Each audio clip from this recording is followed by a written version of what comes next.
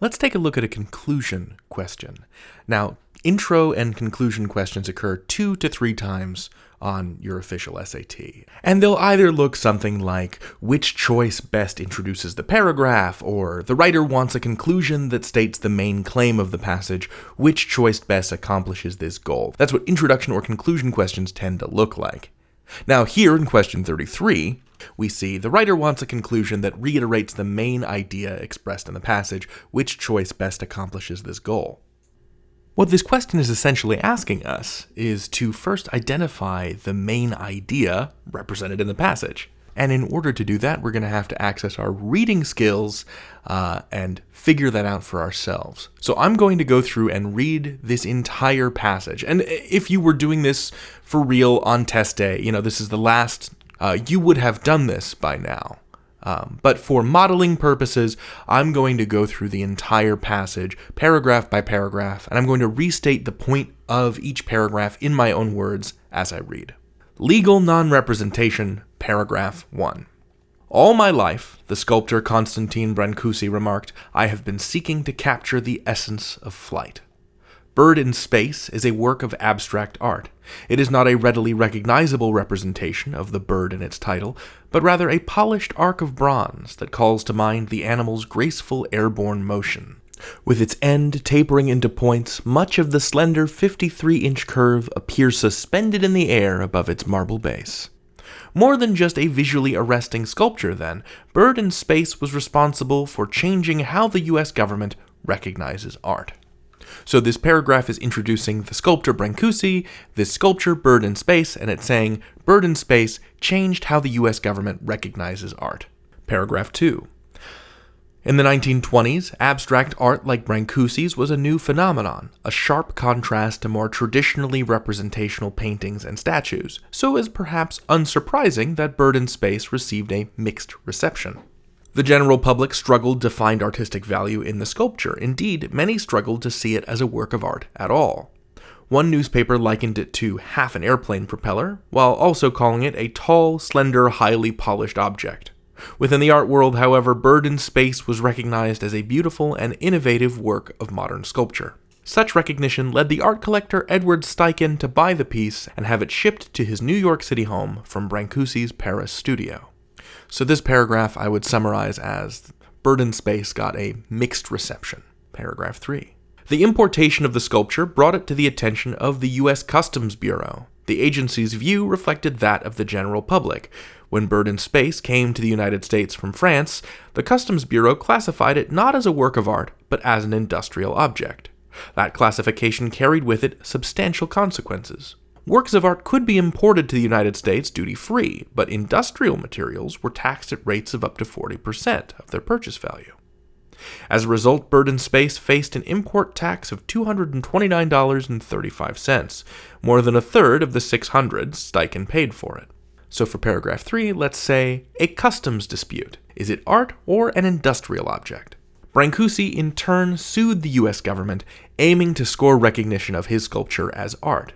The resultant 1927 court case, Brancusi versus the United States, attempted to answer for the American public the question of whether abstract works like Brancusi's should be considered art. After hearing a lineup of well-known famous art critics testify to the aesthetic value and originality of non-representational art like Bird in Space, the court's ruling was in favor of Brancusi. The decision meant that the public had finally come to recognize the artistic value of non-representational art.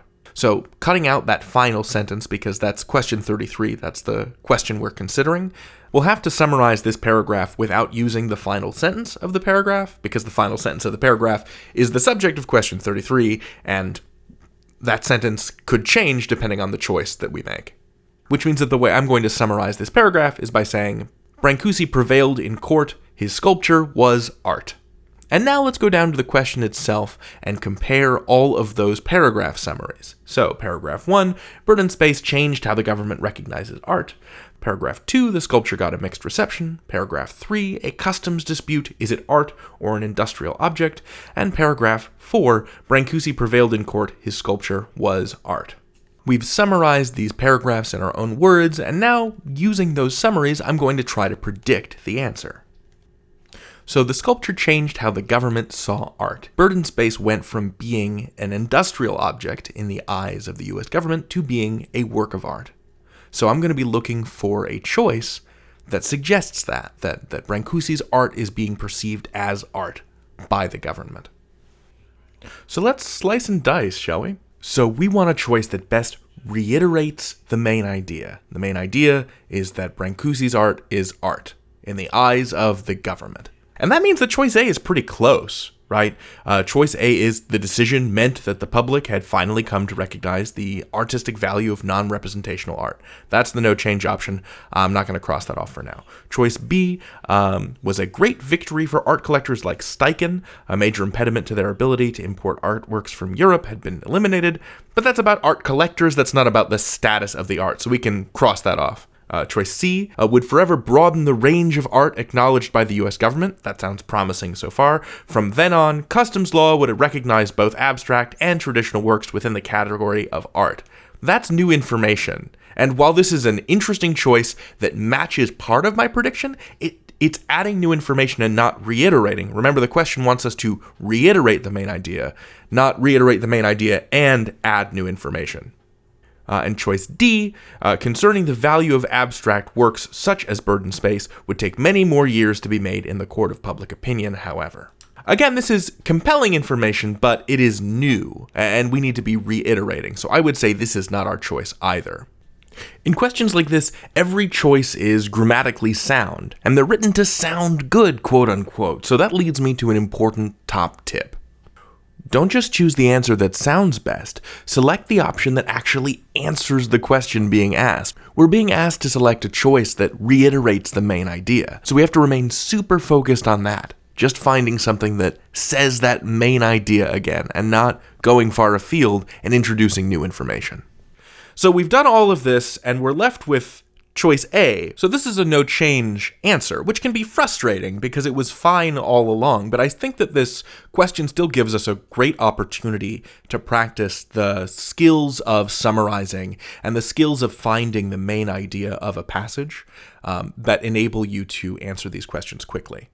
Test the choices against what you feel the main idea of the passage is, and look out for things that feel unsupported or overbroad, that make claims that don't appear elsewhere in the passage.